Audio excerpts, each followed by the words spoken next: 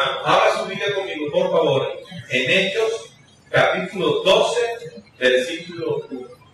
Hechos, capítulo 12, versículo 1. Es importante traer la Biblia a la iglesia porque la Biblia es la palabra de Dios y ahí se encuentra todo lo necesario para la salvación del hombre. Lea la Biblia, ahí encontrará la respuesta que su alma necesita. Hechos, capítulo 12, versículo 1. Vamos a hablar hoy un tema que tiene que ver con la providencia de Dios. La providencia de Dios. La voluntad de Dios, por así decirlo. Y es cuando el actuar de Dios no tiene sentido para nosotros. Cuando lo que Dios hace o permite, tú y yo no encontramos una razón de ser. ¿Amén? Y yo sé que eso es algo que todo cristiano le pasa. Cuando Dios permite algo o hace algo y tú y yo no lo comprendemos, esto puede traer crisis espiritual a nuestras vidas. Y vamos a hablar sobre eso hoy. ¿Ya lo tienes? Hechos capítulo 12, versículo 1 dice: en aquel tiempo el rey Herodes echó mano a algunos de la iglesia para maltratarlos. Mató a espada a Jacobo, hermano de Juan, y al ver que esto había agradado a los judíos, procedió a prender también a Pedro. Eran entonces los días de los panes sin levadura. Tomándolo preso, lo puso en la cárcel, entregándolo a 4 grupos de 4 soldados cada uno, para que lo vigilaran. Y se proponía sacarlo al pueblo después de la Pascua. Así que Pedro estaba custodiado en la cárcel, pero la iglesia hacía sin cesar oración a Dios por él. Cuando Herodes lo iba a sacar, aquella misma noche estaba Pedro durmiendo entre 2 soldados, sujeto con 2 cadenas. Y los guardas delante de la puerta custodiaban la cárcel. Y se presentó un ángel del Señor, y una luz resplandeció en la cárcel, y tocando a Pedro en el costado, lo despertó diciendo: levántate pronto. Y las cadenas se cayeron de las manos. Le dijo el ángel: cíñete, átate las sandalias. Él lo hizo así, y le dijo: envuélvete en tu manto y sígueme.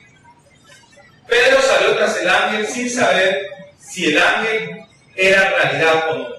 Más bien pensaba que veía una visión. Habiendo pasado la primera y la segunda puerta, llegaron a la puerta de hierro que daba a la ciudad, la cual se les abrió por sí misma. Salieron y pasaron una calle, y luego el ángel se apartó de él. Entonces Pedro, volviendo en sí, dijo: ahora entiendo verdaderamente que el Señor ha enviado a su ángel y me ha librado de la mano de Herodes y de todo lo que el pueblo de los judíos esperaba hacer. Tremendo. La providencia del Señor. La iglesia entró en un momento de crisis, amado hermano, porque sus líderes, sus apóstoles, corrían peligro. Este Jacobo que ustedes leyeron conmigo es el apóstol.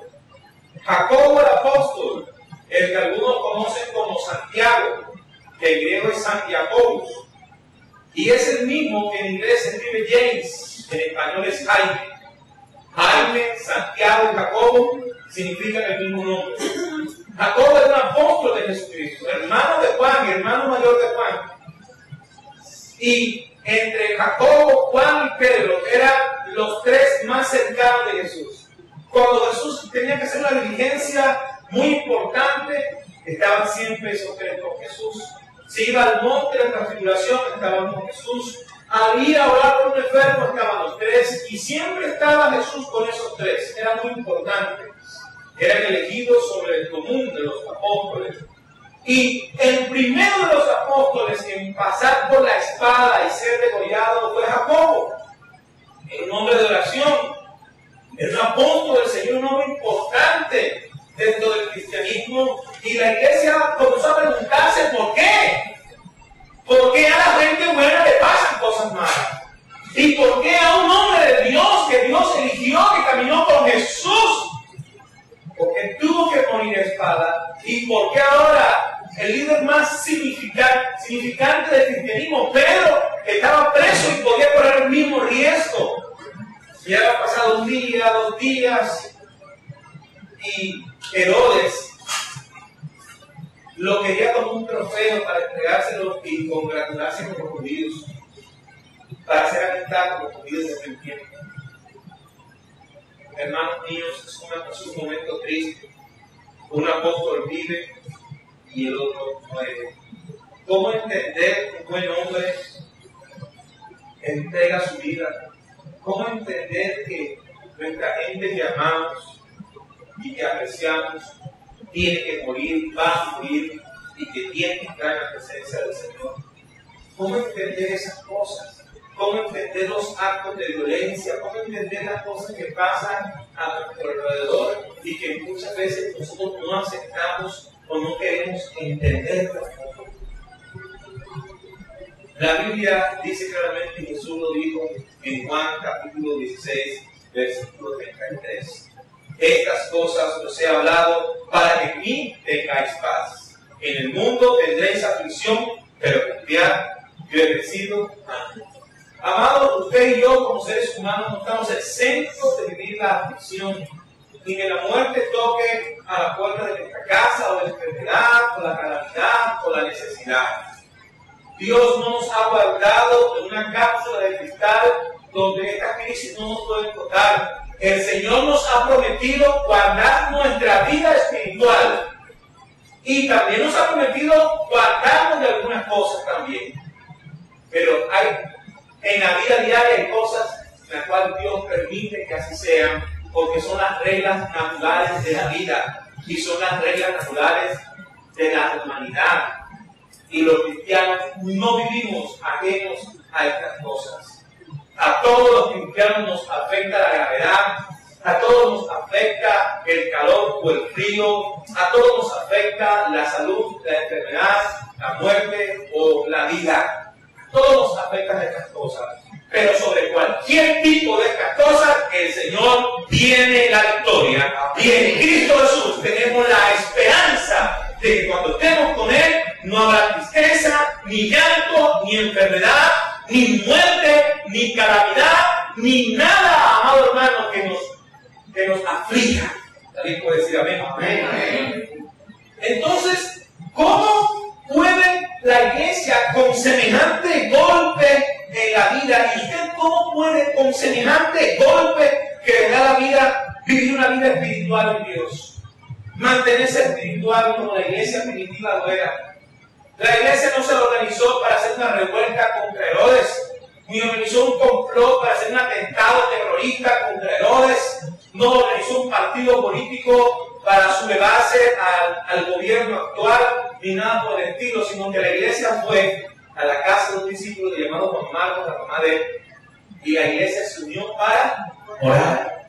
Y estaban orando, y estaban clamando para que Dios salvar la vida de Pedro. Dios permitió que Jacobo muriera, pero no permitió que Pedro muriera. Y usted dirá, ¿por qué? ¿Por qué Dios, si Dios pudo también salvar a Jacobo? La familia de Jacobo también pudo haberse preguntado, ¿pero por qué? ¿Por qué Pedro y Jacobo sí murió? ¿Por qué no murió Pedro y Jacobo se hubiese salvado? ¿Quién puede enfrentarse a las decisiones soberanas de Dios? ¿Cómo usted y yo podemos contender contra Dios y decirle este sí y este no? Tenemos que tener mucho cuidado con esto, hermano mío, porque los pensamientos de Dios superan a los nuestros. ¿Está conmigo? La sabiduría de Dios supera a los nuestros. Y aunque hay cosas que tú y yo no entendamos, amado, lo que no podemos hacer es apartarnos de Dios. Culpar a Dios de las circunstancias. La iglesia primitiva nos da un maravilloso ejemplo. Estaban orando. Y cuando tú y yo no entendamos algo, debemos orar. Y cuando lo entendemos, debemos orar. Orar en todo tiempo. Sea que lo entendamos o no, tú y yo estamos llamados a orar y a orar sin cesar.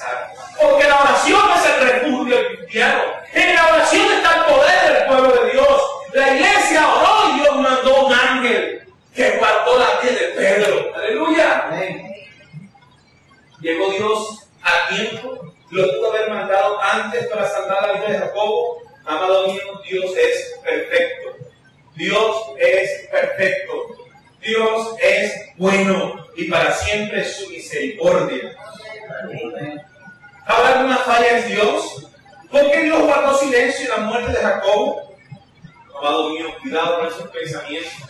Si usted piensa que Dios es injusto, que no llega a tiempo, que guarda silencio, ese es dudar de Dios. Y Dios es perfecto. Dios es bueno, misericordioso. Dios tiene el control de todas las cosas. Su voluntad es perfecta. Si Dios lo permitió, sea bendito el nombre del Señor.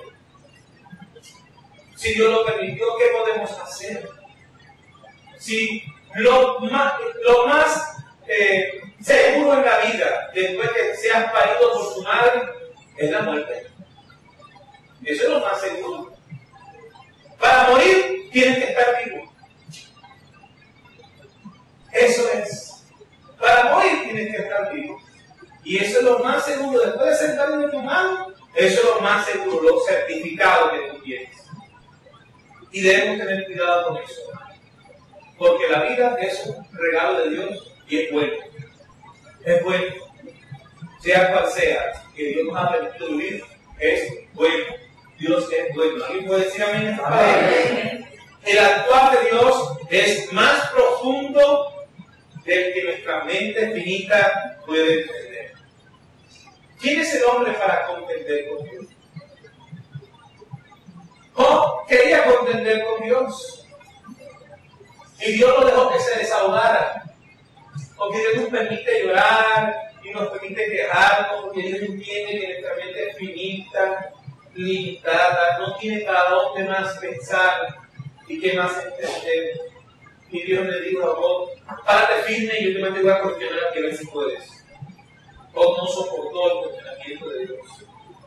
Amado mío, usted no puede contender con Dios. Porque la voluntad de Dios es buena, agradable y perfecta.